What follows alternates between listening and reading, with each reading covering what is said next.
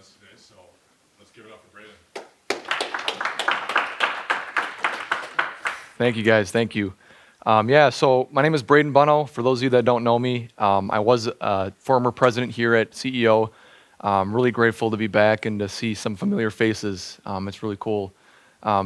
Since I was, just in your guys' seats not even a year ago, it's really neat to be here. I am currently the vice president and co-owner of both of these companies, Prodigy Contracting and Array Energy. I'll get into a little bit more about what we do in terms of my story. Before we get into that, I just want to share that my goal today is to basically share some fundamental concepts with you guys that I've gained over the last 3 or 4 years. Really, I want to make sure that my experience that I've had can be shared so you guys don't make the same mistakes I have. Before I get started and talking about my story, I wanted to kind of gauge you guys and see where everyone was at. So how many freshmen do we have here in the group? Nice. All right, 4 freshmen. Sophomores? Okay, 2 sophomores. Juniors? All right, and seniors? Okay. You guys ready to get out of here or what? Oh, yeah. Yeah? Well, that's great. And then businesses. Who actually owns a full-blown business right now that's making sales? 2 of you guys. What do you do? What was your name? Landscaping. I'm Cole. Cole. Nice to meet you, Cole. Commercial landscaping? Okay. Do you have any specific regions or anything that you're in, or? It's mainly between Waukesha County, which is east of here, but I do Walmart, Starbucks, stuff like that. Okay, nice. That's awesome. What was your name? Hayden. What do you do? Sneaker store. Okay. You sell it all over the United States or the world, or? Okay, cool. Right on, man. Well, that's good to know. Anyone that's also just in the idea phase? People have ideas, things they want to start. Go ahead and introduce yourself to me and let me know what your business idea is. Okay. Yeah. Jenna, you have an idea?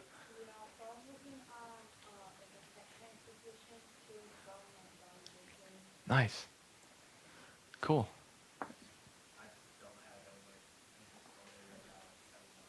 Okay. Hey, that's something better than nothing, right? Well, that's good to hear, guys. Well, thanks for sharing. I'll try to incorporate some of my stuff into what you guys are already doing.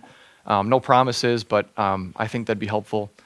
So now that I learned a little bit more about you guys, I'll give you a little bit more about my story. So I'm originally from Appleton, Wisconsin. I went to high school at Appleton East. I was involved in sports, DECA, and some leadership programs. And when I was doing things like that, I really knew that business was the place I wanted to be. Didn't necessarily know where in business I wanted to be, but I knew that was the right field. And so right after high school, I actually ended up getting an internship with Great Northern Corporation. They're a pretty large manufacturing packaging company out of Appleton. I began as a business development intern, essentially managing a sampling department for a national sales team, working with edge protection products. So there'd be a sales guy out in Pennsylvania. He'd send me a customer that needed a sample. I would put all that together and send it out to their customer to help them get the sale, essentially. So I really enjoyed that. I got a lot of experience with my interpersonal communications, just being able to understand what it's like to be in a business space, especially under a corporate setting, which was very helpful in my journey.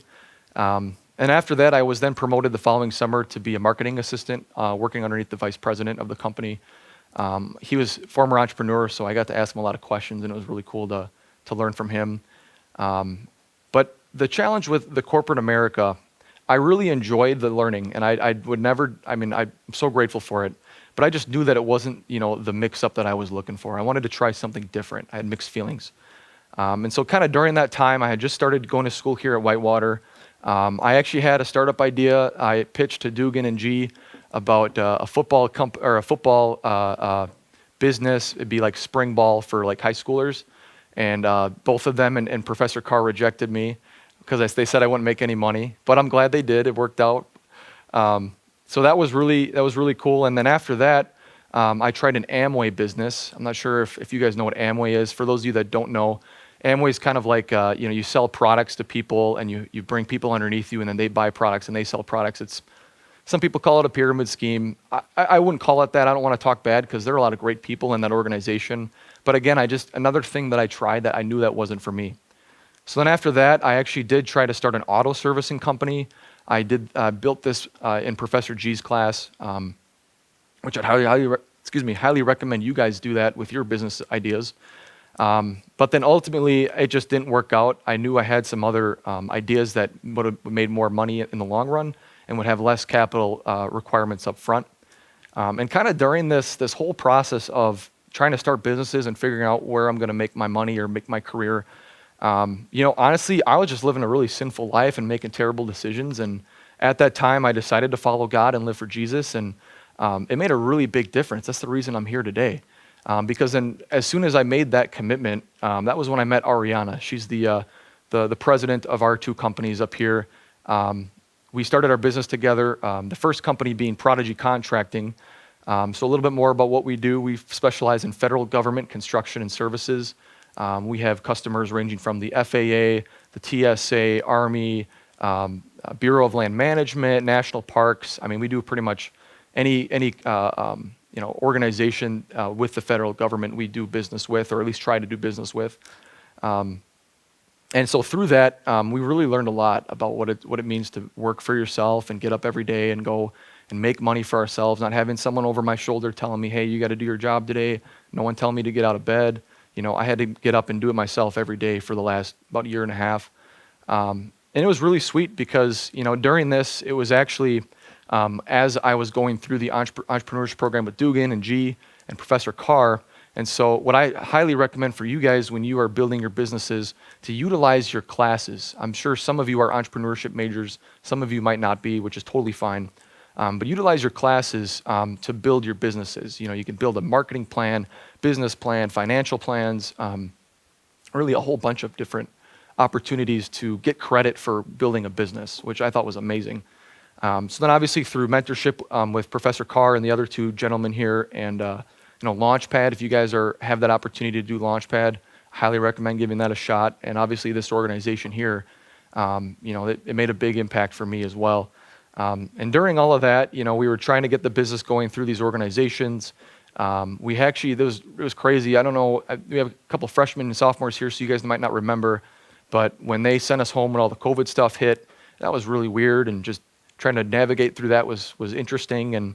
But it worked out for the better because we had a lot of online classes. So for some of our contracts down in Texas, I had to drive down to Texas once a month for 6 months to get a contract going. And it was tough, but just trying to find the brighter side of things, through some of the challenging times in our life.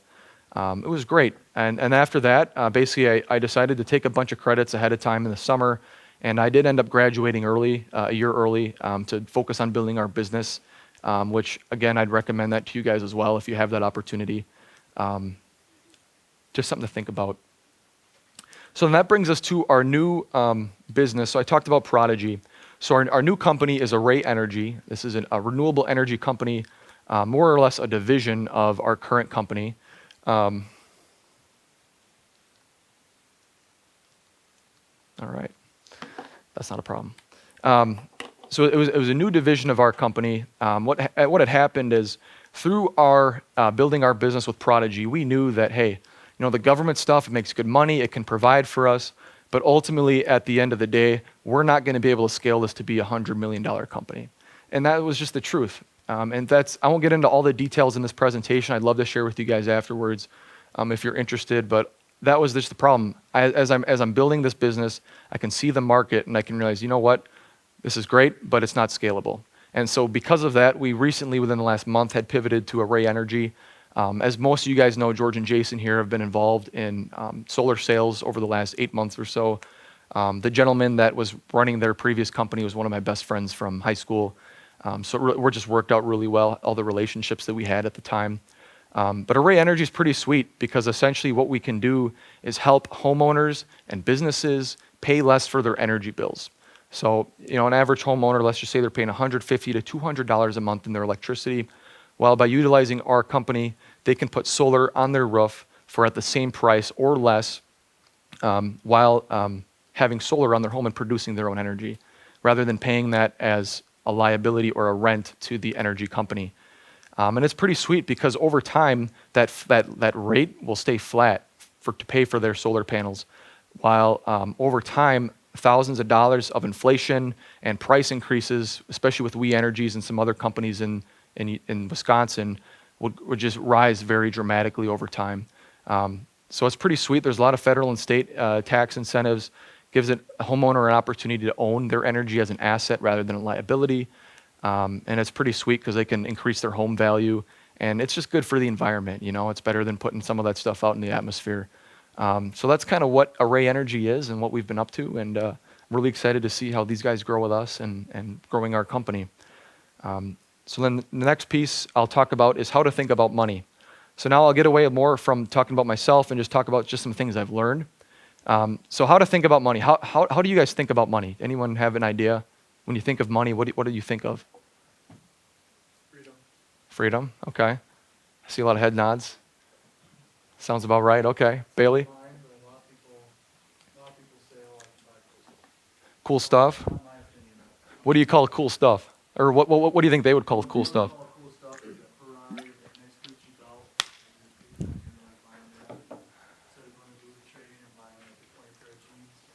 Yeah, for sure. That's a good perspective. I'll touch on that later.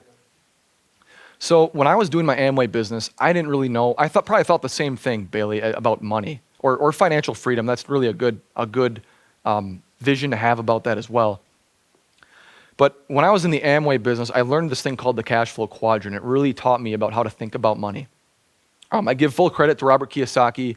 He's the author of Rich Dad, Poor Dad. He's really cool. Go watch his YouTube videos. Totally recommend them. So this is what he put together, and I'll just briefly go through it. On the left, you have the employee, self-employed, business owner, and investor. And as you can see, there's some icons here on the screen. On the left side, you're trading your time to make money. On the right side, you're either using other people's time for money, or you're using money to make more money. And so the key thing I want you guys to grasp from this diagram is on the left side, you're having, on the left side, it's considered active income, whereas on the right side, it's considered passive income. And that was something that really was new to me at the time, because it made me realize, you know what, hey, let's say I'm a brain surgeon and I make $3 million a year doing brain surgeries.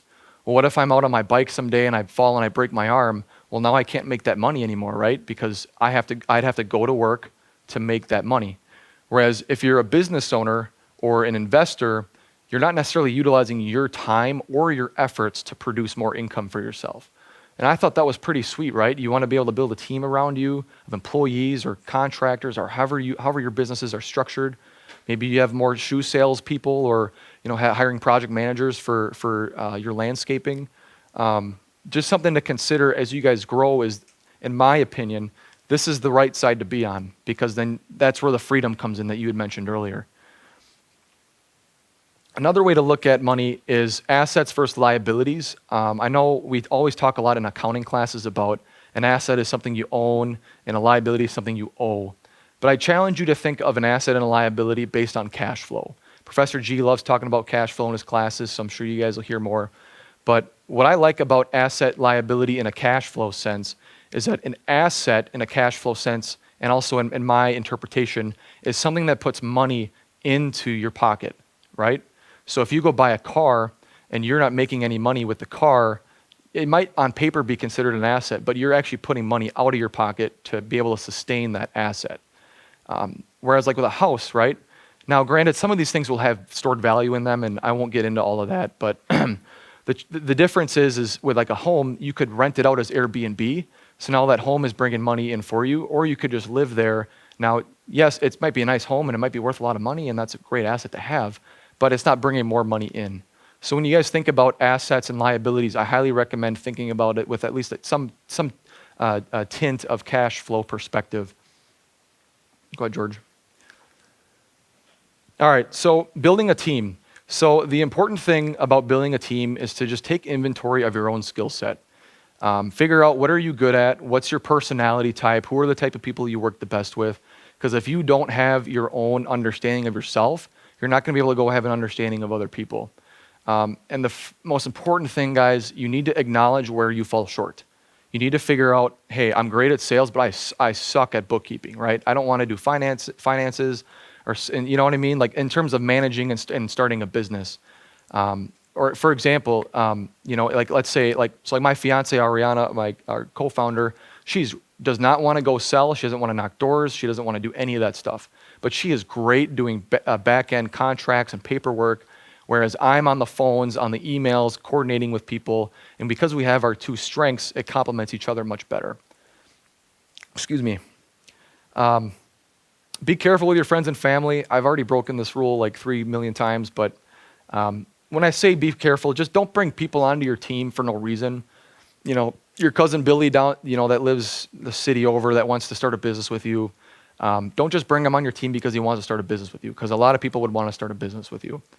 Bring someone on your team that's actually going to help you grow. And like I said earlier, has a specialization that you don't have that is valuable to your enterprise. And set your terms and responsibilities in writing. I've seen this with very close friends of mine where they started a business with someone, there was no operating agreement, there was no roles and responsibilities, they didn't talk about who owned what. And when that happened and then they started making money, it's like, well, who has decision making over this? Who gets access to these profits? And if it's not in writing, then you're out of luck, especially in an exit plan if someone buys out that company. So then the next thing I want to talk about is relationships. I feel like these four, I have a list of relationships here, but there's 4 specific ones that I think are often overlooked, especially when I was in college, in your guys' shoes. A banker, a lawyer, a CPA, and an insurance agent. I won't go into full depth about each and every one, especially your CPA. You want to find a really good one. But really, I would be very conscientious of who of these relationships you bring onto your team, because although they might not be considered an employee or whatever, they are still going to be helpful in you guys growing or failing, right? If you have an insurance agent that's, they can say, hey, you guys don't need this, and this insurance, but you do need this. That way you're not overspending on some company that doesn't have your best interest in mind. Bankers, I've had a lot of times where I've needed the banker to fill out some forms for me for contracts that I've submitted. And it's been nice to have them, respond to me right away and get it back in a quick manner.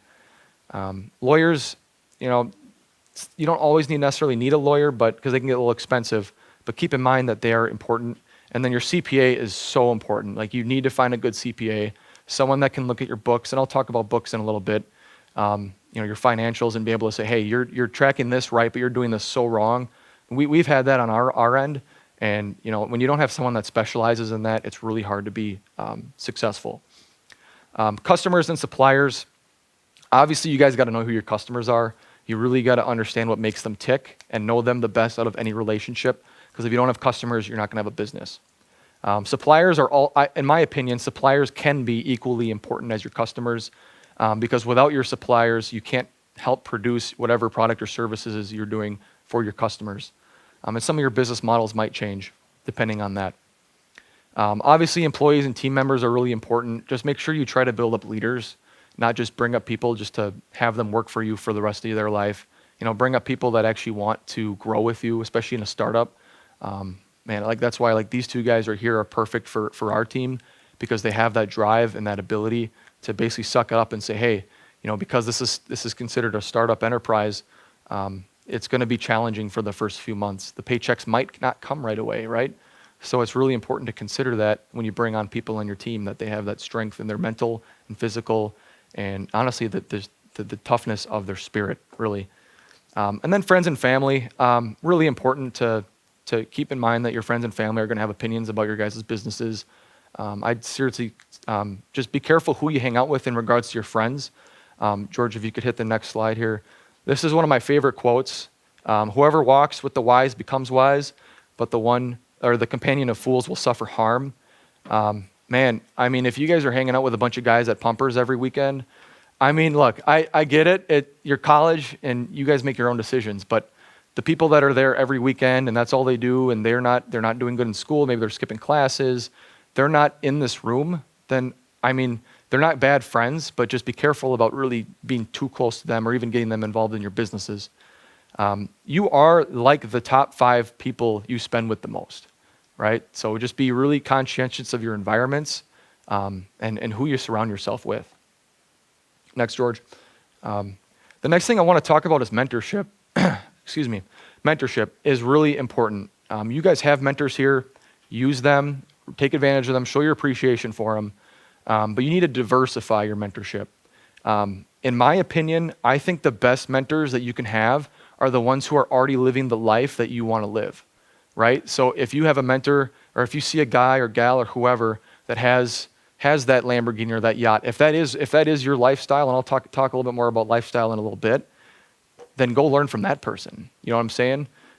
Someone that has freedom and 350 days of the year they're on vacation, whereas the company works for themselves. That'd be someone I'd highly suggest to go get mentorship from. Additionally, I think it's important to find a mentor that you can actually make money for them, because then they'll be really motivated to want to help you because they see the value that, hey, I'm going to help this kid out a little bit, but guess what? He's going to make me $100,000 in, I don't know, however amount of time. And it'll make more sense, and then eventually it'll be less of a mentorship and almost more of a partnership over time, which will be very important with your relationships. And be willing to work for cheap.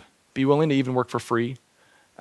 Even do something that's out of your comfort zone that's not necessarily your business model, just to kind of prove yourself to this individual or this team of individuals, because you really just want to leave a good impact on and a good, man, I can't think of that word, impression on that individual. So the next thing I want to talk about is financials and taxes. I'm sure many of you guys are taking CAR's financial class, probably one of the most important classes other than maybe entrepreneurial marketing, in my opinion. Really take some time to learn that, especially if you're not a financial person, you're more of a sales guy like myself. You need to understand your business through financials. You can't go through business not knowing your cash flow, how much money are you making on each job or each time you make a sale or whatever that might be. You got to track everything. Have a bookkeeper. Either you do the books yourself, you bring on a team member to do the books for you, or you might want to pay a freelancer to do the books for you. Depending on how much money you make, it might be a lot, it might not be that much. But you have to track your books. I mean, it's almost illegal not to do that. And especially when you guys do your taxes with your CPA, you need to make sure your books are squared away. Otherwise, it's going to be a mess. Taxes especially are important. And I don't want to dive too deep into this because I'm not an expert in taxes, but just kind of my experiences is when you guys are making money for your businesses, there's a few ways you can pay yourself, right? Now, it is totally fine and great to do regular W-2 payroll taxes, and I highly suggest to do some sort of that as you guys grow and develop more sales. But the problem is, especially in Wisconsin, you're paying roughly 25% of your paycheck in tax to the government. So if you think about that, if you make $1,000 a week, that's $250 that you're approximately paying in taxes.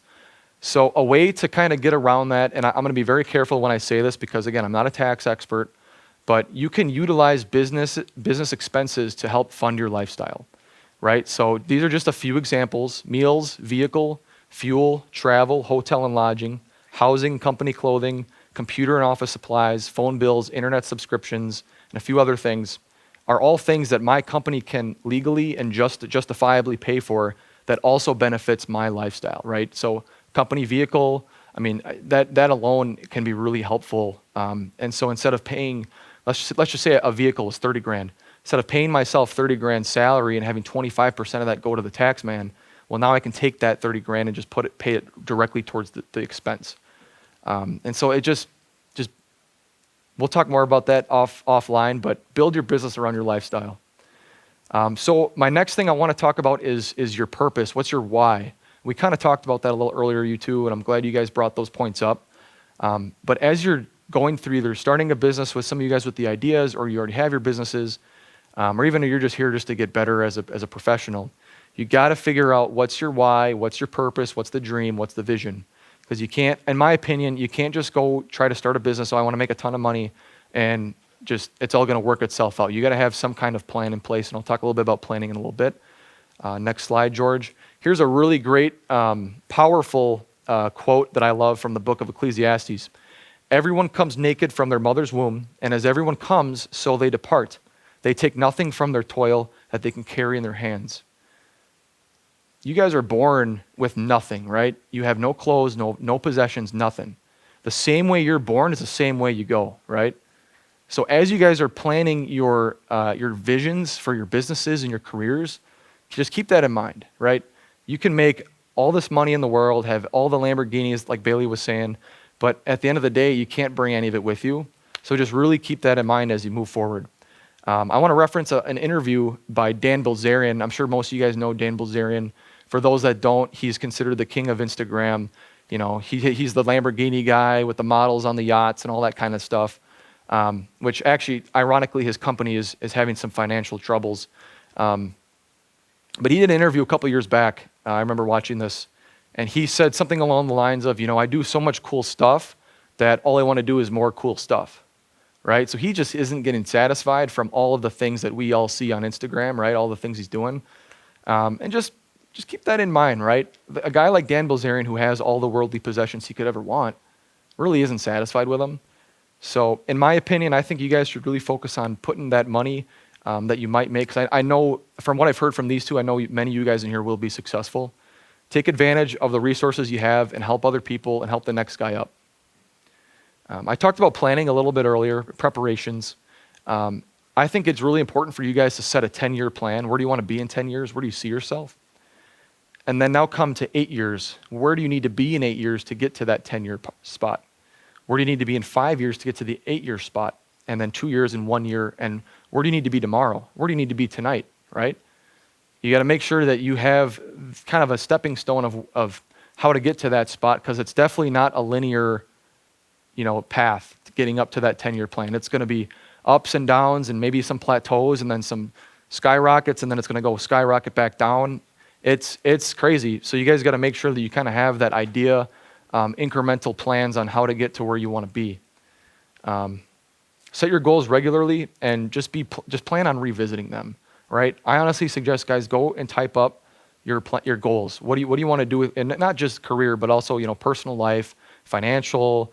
If you want to be in fitness or something like that, really focus on your goals and write them up and revisit them regularly. Next slide, George. This is one of my favorite. Here we go. This is one of my favorite quotes by Benjamin Franklin. By failing to prepare, you are preparing to fail. Keep that in mind for any even like a presentation like this, right? If I didn't prepare, I would have came up here and just sounded like an idiot. I wouldn't know what I'm talking about, right? I have to come in and take some time and plan so I can be sure to deliver something good, just like you guys are going to be doing with your customers and your businesses. Next one, George. Just kind of a basic topic here. Take care of you guys' bodies, your physical health. Now I'm getting more into some more personal life skills, I guess. Stay active. I mean, you don't have to be bodybuilders like Jason and George, but I mean, you guys got to go and do something, right? Go walk your dog, go play sports with your friends, do something, right? Just don't get too docile and be willing to go out and try something new. Dude, take advantage of what you're putting in your body, right? Don't just go and put a bunch of crap in your body. You want to really read those labels and make sure that you're eating stuff that's actually good for you. And get sleep, guys. I mean, I know Jason never sleeps, but JJ Watt, he says the key to his success is like 9 to 11 hours of sleep. So highly suggest get a lot of sleep. Screen time. Well, let me back up. Substances. I kind of alluded to that earlier about the joke and going to pumpers. But seriously, guys, like just don't overindulge in substances, especially if you're going to try to start a business or be very successful. You're going to have to make those sacrifices.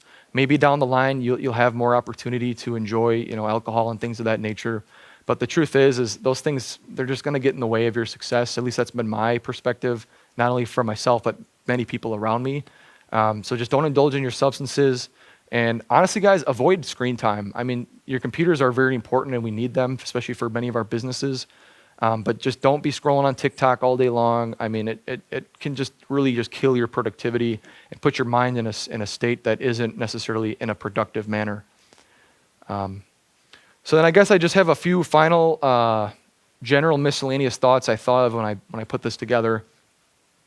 I challenge every single one of you guys to treat people how you want to be treated. I know that's really like elementary, but a lot of people just don't do that. And when you do that, especially in your businesses, with your relationships, whether it be customers, suppliers, whoever, they will recognize that if you genuinely follow that rule. And they will enjoy your presence and have an appreciation for who you are as a person. Have confidence, guys. I just remember being here last year and a couple years prior and just seeing so many students that just looked like so unconfident. You got to be able to be comfortable in situations that aren't like your comfort zone, right? Especially if you're trying to start a business.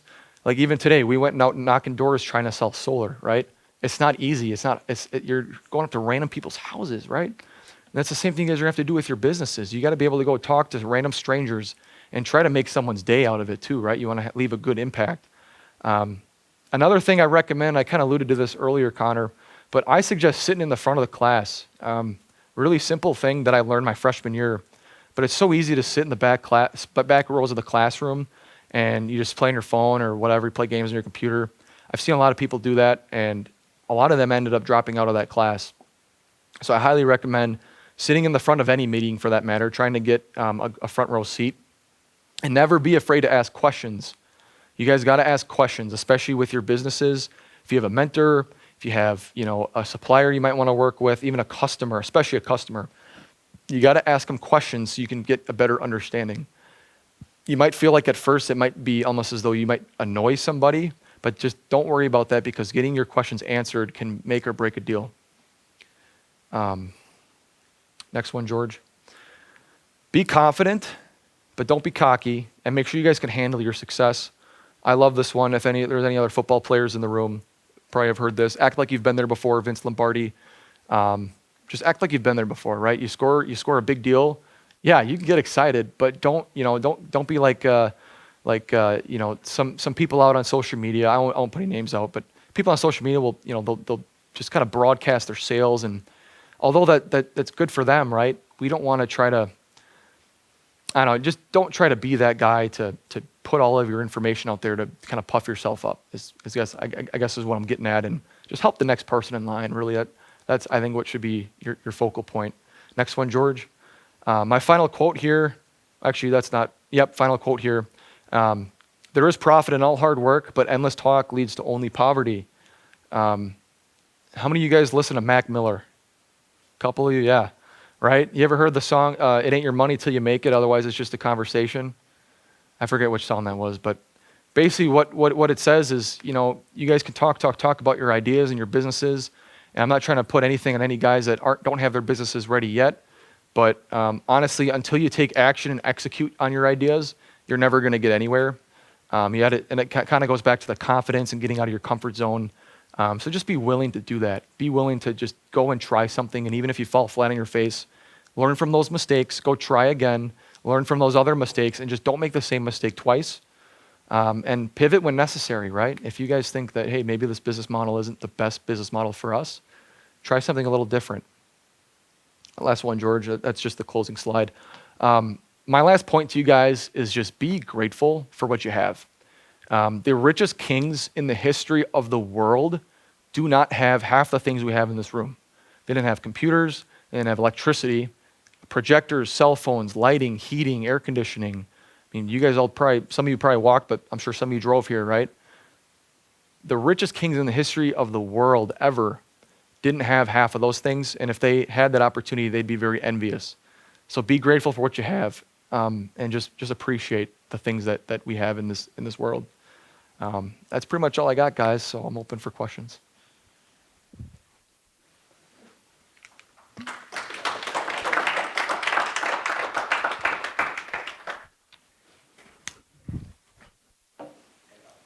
You mentioned Rich Dad Poor Dad earlier. Mhm. Are there any other books that you would recommend for like a Yeah. freshman? Yeah. How to Win Friends and Influence People, Dale Carnegie. I mean, any Dale Carnegie book I feel like is really good. I put a lot of Proverbs in here. The book of Proverbs, I'd suggest there's a lot of stuff in there that talks about money. I suggest that as well. We were just talking about this earlier today. Never Split the Difference. It's a sales book, really, really good one there. And man, honestly, Professor G's book, I'll give you cred. G, your CEO startup guide was really helpful for me. So especially for some of you freshmen, younger guys, that would be a really good book to read. Mm-hmm. Talk about substances and stuff like that, navigating through that. I know that's something that I've been cleaning up a lot. Mm-hmm. It's definitely helped me just think clearer, but talk about that. Maybe there's people in the room or just know other people who can maybe use that and benefit from knowing how to move past that and use it as a trajectory Yeah, man. Yeah, I mean, substances they're really accessible. I mean, I'm sure everyone here probably knows a person they could hit up on Snapchat or whatever to get whatever they want. There's plenty of bars here in Whitewater. Um, I think it just goes back to who you surround yourself with. If you surround yourself with people that will go to the bars all the time, they will be smoking weed in their rooms or doing stuff like that. Honestly, I would just say, you know what? You can still acknowledge that person, treat them as a human being, but just separate yourself from those environments. It's like you don't go to a bar to eat the peanuts, right? You go to a bar to drink to drink. So if there's opportunities to go to things or events or whatever that might be, and you know that there will be opportunities for those types of things, maybe it's just better off not going to that event.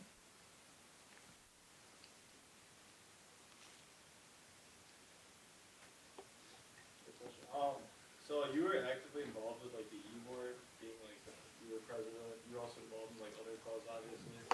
What do you think, like, especially for people like to get involved, especially like on the e-board? Hmm. Yeah, I mean, CEO was really helpful, as I kind of mentioned a little bit earlier. I mean, you guys just got to everyone turn to your left and your right and look at the person next to you. I mean, this is the most important thing about this group. Because at the end of the day, you guys you're making relationships, right? And this is the place where, I'm sorry, what was your name again? I'm full. Cole, and it was Hayden, right, in the back. So, Cole and Hayden might not be in the same business ever, but when you guys all build your businesses and are very successful, well, you'll still have those relationships, right? So now the opportunity with availability of capital, experiences that everyone has gotten from different industries, it'd be really helpful by being in this organization to stay knit with the guys that are here and girls. So that would be my first point. The second point is if you are looking to get on eBoard, it is a really good opportunity to help not only help the organization run, do your service, I guess, to the group to pay it forward for the next people, but also just kind of get some skills of management and leadership. I'm not sure where most of you guys are. There's a few freshmen and underclassmen here, but if you have opportunities to learn and practice managing a group like this, or running a marketing campaign, or putting out on social media, it doesn't seem like a lot on the surface, but as you do it, you learn much more along the way. So I'd say that's probably my best advice. If you are looking to gain any of those experiences or continue to foster relationships, yeah, I'd say go ahead, do the e-board. It'd be really important. You had a bunch of ideas and you didn't execute on all of them. What really made you like look at Prodigy and like, I'm gonna send it and work on this? Mm. And I mean, now you transferred over to something else, but Mm-hmm. what made you really want to work on that? Yeah, of course. I do want to start by saying that we still run our government contracts. We're just trying something different to help scale. I talked to Dugan about this earlier. We actually had a challenge of not being able to scale the company beyond X amount of dollars, and so that's why we wanted to get into instead of just being in the public sector markets, now we're in the residential and commercial. And plus it brings another asset underneath our umbrella. But to answer your question more specifically, man, I forgot what your question was. Could you please say it again? Pretty much, you've had a bunch of different ideas and you've tried. Yeah, okay. Yeah, for this one specifically, it was mostly because of the mentorship that I was able to receive from Ariana's father. And that, I mean, I got really lucky, I'll be honest. I'm really blessed to get to be in this right place at the right time. Ariana's father has started this very similar contracting company as ours. He's been doing it for about 10, 11 years, very successful. He kind of checked all those boxes that I'd mentioned earlier about being able to envision where your mentor's lifestyle is and wanting to be where they are to really want to grow with them. And then also brought the opportunity to work underneath him and help grow his company as well. And by utilizing that relationship with his dad or with her dad's company and our company, it just made a lot of sense. Like, you know what, we'll try it because he's been able to prove it. We'll try to put it into our own system and our own process. We've been able to prove it, not as much as he has, but we're in a little different markets, and I won't get into the details of that. We talk offline, but yeah, I would just say I had a really good mentor, and it was something I believed in. I think that's the other portion. You guys can't build a business that you're not like really fired up about, right? When you get that deal, you got to really get excited, right? And when you don't get the deal, you probably will be disappointed. But if you don't get excited every day to go do what you're doing, then you're probably not going to succeed anyways. So that was probably my two-part answer to your question. Go ahead. What did the business model look like for your center? Yeah, so the way that our business model works is online. There are a wide network of government contracts, and basically what we would do is we'd go onto that website.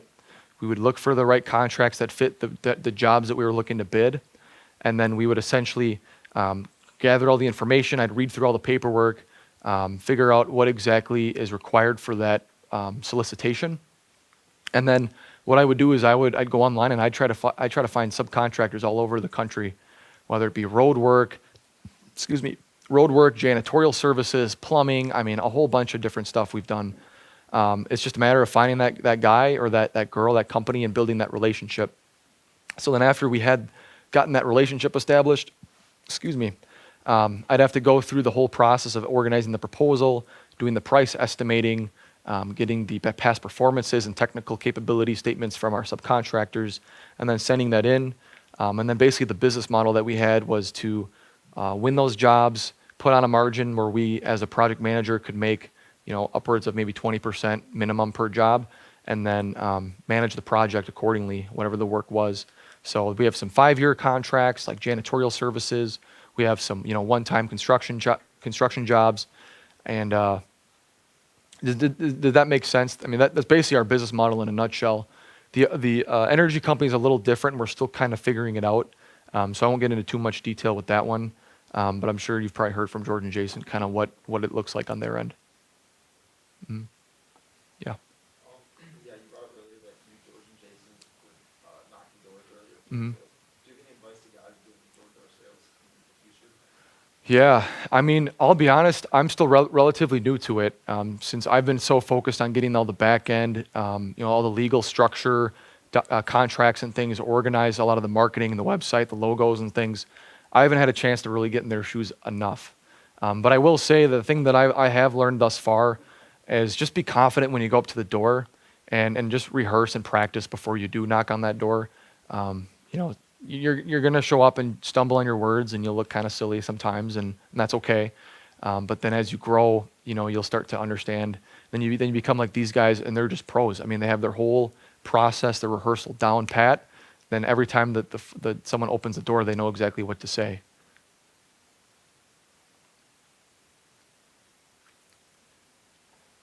What made you decide to not work on the other ideas that you had in college? Like, what was that defining thing was like, I'm done working on this? Yeah. Well, yeah, I mean, so the first one was definitely getting rejected by those guys. Just realizing, hey, I'm not going to make any money doing it. And not that doing something for the sake of money is it can be a good thing. Shouldn't be the whole thing, but it should be a motivation for all you guys, is to build something that will produce finances for you. But so that was for that first idea. It was essentially, hey, I'm not going to make any money doing this. It'd be really fun to run, but is it worth all the energy I'd put into it to really not make much? No. For the Amway business, man, I mean, Amway, from what I've heard from people that did Amway, 10, 20 years ago, it's changed a lot since then with the obviously technology, social media, Zoom, Google Meets, and all that kind of stuff. But it just felt really cult-like to me when I was involved in some of that.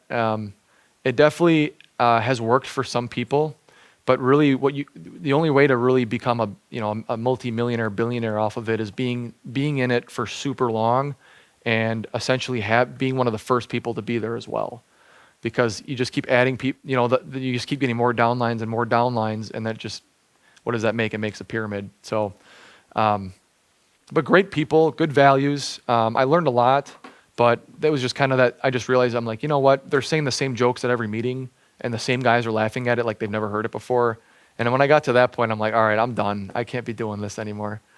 And then for the auto business, actually the reason I didn't do that is because I didn't have $100,000 lying around to get that started. I mean, I needed equipment, I needed vehicles, and sure, there were some financing options I could have taken, but kind of what I said earlier, I really wasn't that passionate about the automotive industry, and so not having necessarily the total buy-in on my part, in comparison to and the price I had to put up for all the equipment. I'm just like, nah, I'm gonna pass on this one and try something different. So, yeah, George. So, obviously, you knocked on your first door today. Yeah. But my point is, that first ever subcontractor you installed, right? That first door you knocked on, that first time you met Keith, Ari's dad, the first time you decided to start Prodigy Contracting, why do you do it? Why? What's my why? It's a good question. I have a lot of whys, which I think help push me and motivate me to grow. Freedom was mentioned earlier. Excuse me. Freedom is really important in my eyes. When you look at that cash flow quadrant, excuse me, guys, that right side, right, that business owner, that passive income, that's what I want, man. My mentor, that was his quote. I'm like, how many vacation days do you have a year? It's like 350, right? That's what I want. That's what I want to have, is be able to just do a few phone calls a day. Doesn't matter where I am in the world. Maybe send a few emails, maybe sign a few contracts, but I don't have to go and do the active work to build the business. I wanted to start. You got to start somewhere, right? I got to go do it myself first. I got to make the sales first myself. But then I got to duplicate my efforts, and then my efforts are duplicated further and further, and that's how you build a large company, is just duplicating the efforts, bringing in individuals to manage certain aspects of the business that, back end, like accountants and things like that, HR, things of that nature. So that was my first one, was just the financial freedom and not having to necessarily go to work every day. The second thing is, honestly, I just want to be able to raise a family out in the woods somewhere and have a farm and take care of my kids. That's really my end goal, and I just know that doing this stuff is going to get me to that point in my life. So that first time you made that first phone call, that's what you were thinking about. I mean, probably not in the moment, but well, yeah, yeah. Jason. So I've known you for a while now, but I never asked you this question. So, I didn't know you before you were saved, I guess. So, what was kind of the turning point for you? Because it seemed like when you got saved, you started getting your feet wet in entrepreneurship and everything.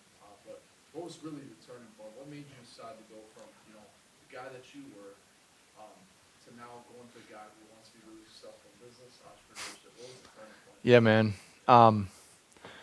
Man, I don't want to spoil too much of my past, but or share too much of my past, I should say. Man, I was just making terrible decisions. Coming here as a freshman, it just felt like a free-for-all, partying and everything that goes along with that. I don't want to get into details. I'm sure many of you guys have experienced the same thing coming in here. Hopefully you haven't. But really, I was just like a slave to my sin. And I learned that, all this stuff that I'm doing is wrong. And in my heart and in my mind, I think it's right. But every single thing that I've done in those contexts were unfulfilling. Those things never made me feel happy. If anything, they made me feel depressed, right? And so really, it was just a matter of wow, I feel like a loser. I feel like I'm never going to succeed in what I want to do with my life. I'm hanging out with the wrong people. And it was between my freshman first semester and second semester, right in between. I was like, you know what? I'm done. I'm done partying. I'm done going out and drinking and all of that kind of stuff. And this group of people that I'm with, I can't be around them anymore. And at that time, my grandmother had passed away, and she was really big in believing in faith and being a Christian. And man, I went to her funeral. I was bawling, man. I was such a mess. And I just kind of felt, I felt like God was just kind of tugging on me a little bit. He's just saying, hey, come be my son, basically. Like the prodigal son. And yeah, man, I'm like, you know what, Lord, just take my life, man. I'll just live for you, and I trust in you, and I believe in you. And literally, not everything is rainbows if you do or when you become a Christian, but I had way less problems, because being a Christian not only was um, gave me that kind of that moral foundation, but it also like it's almost like, like there's the commandments, right? It's not just like don't do these things because that's what the Bible says. Like God wrote those things so that we don't actually hurt ourselves because we think that we're always right.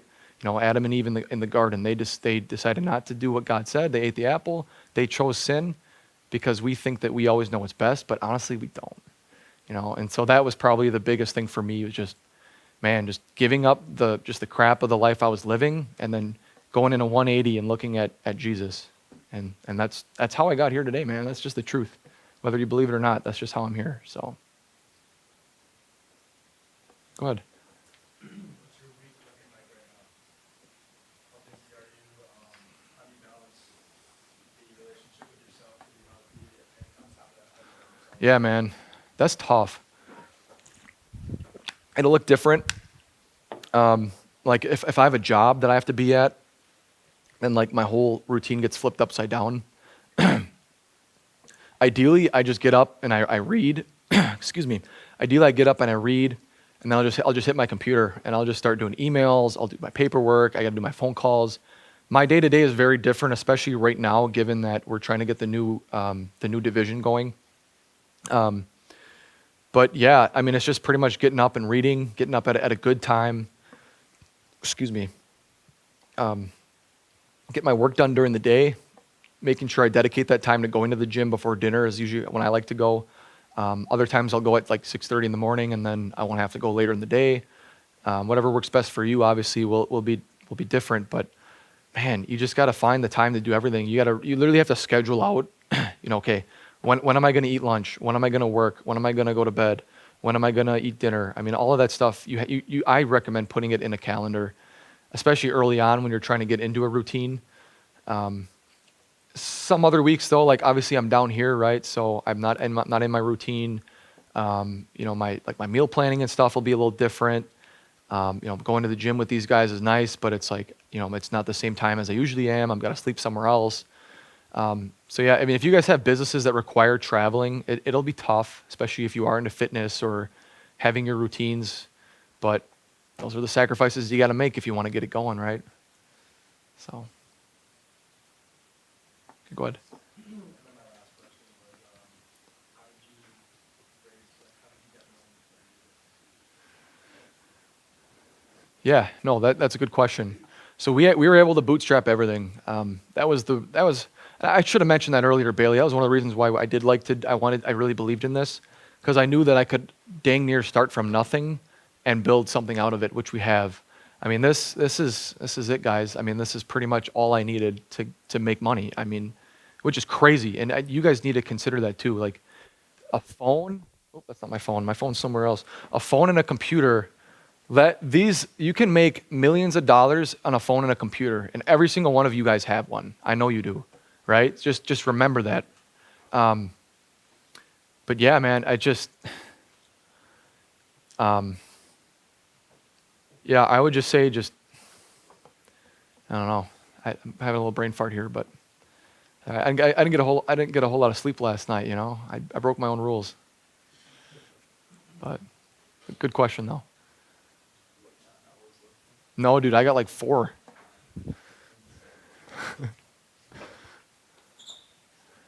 Anything else? Yeah, man, what's your last piece of advice for this group of people? Man, I don't know. I feel like I gave everything I had. Actually, here we go. My last piece of advice is you guys should want to try to be successful enough where they'll ask you to come back and do this, like what I'm doing right now. And I don't say that in like a prideful way, but I mean, when I was in your shoes, I did kind of envision that. I'm like, man, that'd be cool to at least get somewhere, maybe not, be some huge billionaire, but just be somewhere to a point where, they have enough respect to bring me back to share with you guys. That'd be my last advice, man. Try to get up here, honestly. So thanks, guys. Appreciate it.